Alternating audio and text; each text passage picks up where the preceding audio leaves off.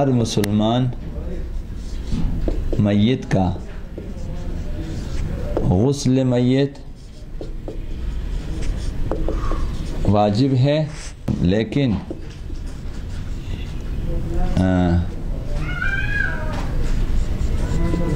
میدان جنگ کے شہید کے لیے واجب نہیں۔ جو بھی شہید میدان جنگ میں ہی شہید ہوگا اس کا غسل ساقط ہے، غسل نہیں دیا جاتا اسے اسی طرح دفنانا ہے۔ میدان جنگ کے زخمی شہر میں مرے تو غسل واجب ہے۔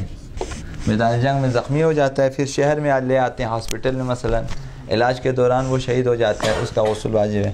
صرف میدان جنگ کے شہید کے لیے نہیں ہے، جو وہیں پر جہاں پہ وہ لڑ رہے ہیں اسی ایریے میں مر جائے وہ، مثلا ادھر زخمی ہوا، ادھر آپ نے رکھا، ادھر شہید ہو گیا، اس کا غسل نہیں ہے۔ دوسرا مسئلہ، ہر مردے کو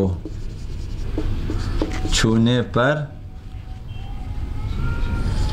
غسل مس میت واجب ہے، لیکن اگر میدان جنگ کے شہید ہو تو واجب نہیں۔ میدان جنگ کے شہید کو آپ چھو لیں، غسل مس میت واجب نہیں ہے، لیکن مسلمان میت کو غسل دیا جا چکا ہو تو بھی غسل مس میت واجب نہیں، اس کا غسل میت دے چکے ہیں، اب آپ چھو لیں واجب نہیں ہے۔ یا میت کا جسم ابھی تک گرم ہو تو آپ چھو لیں، غسل مس میت واجب نہیں ہے۔ ابھی مر چکا ہے میت، غسل دے دیں، غسل کے بعد چھو لیں، واجب نہیں۔ ابھی مرا ہے، جسم ابھی تک ٹھنڈا نہیں ہوا، چھو لیا ابھی غسل واجب نہیں ہے۔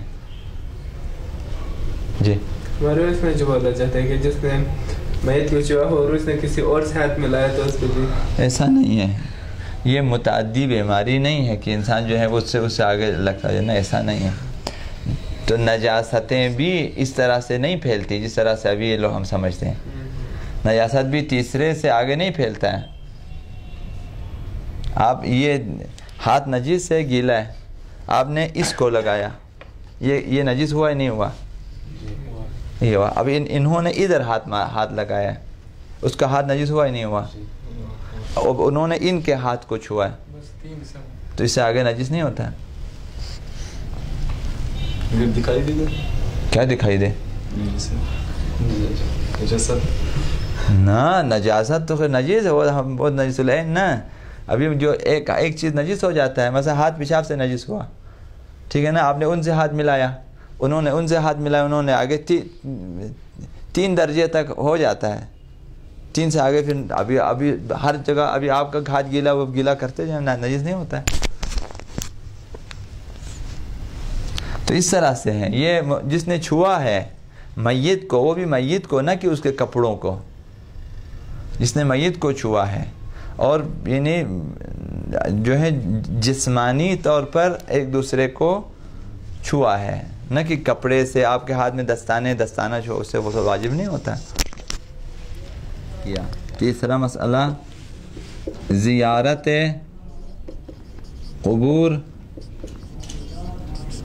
مستحب ہے، مخصوصاً جمعرات کو عصر کے وقت اور روز جمعہ۔